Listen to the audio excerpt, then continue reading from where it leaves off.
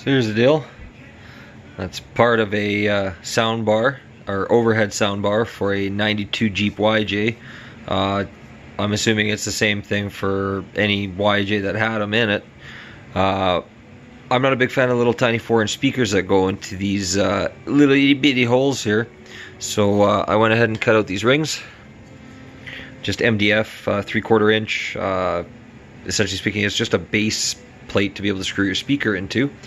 And I'm trying to figure out how to make that hole bigger and make this look nice.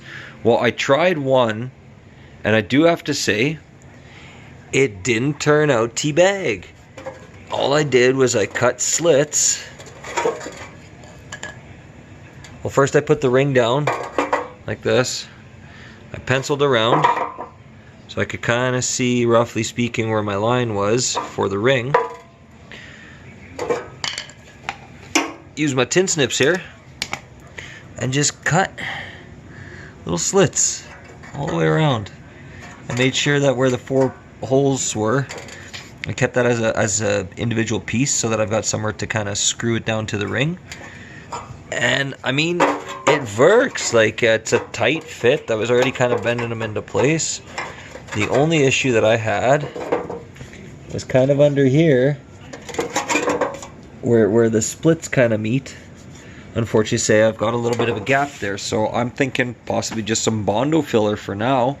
I may try and shape them up or whatever real nice, but I want to make sure that I test my theory and concept here and see if this works. But I'm pretty sure she's going to work. So yeah, I mean, what else can I say?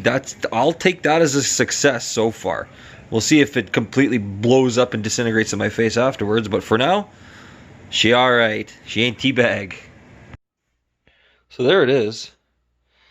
All in all, that did not take me that long at all. Where I last left it with the little slits and the rings, all I did was take the original zippered cover and the foam, put it all back the way it was. I barely cut a little bit extra out of the original hole just to stretch it a bit. I ended up using my lighter to just kind of burn the edges and hopefully so that it doesn't fray. We'll see what happens. But I kind of gave it, a bit of a stretch and whatever. It was kind of hard closing up the zipper because it was that initial go. Once I had it over, that's when I slid it. I kind of put it into place, slapped the speakers down up into their holes, and screwed her down. There is a gap underneath. I didn't really go ahead, do any Bondo, anything. Just kind of rushed to get it back together. I'm going to see how she chooches, what the sound quality's like, see if I can hear any air holes and stuff. I may fabric cobble up something still, hard to say. But I mean, I am just shocked at how easy that went.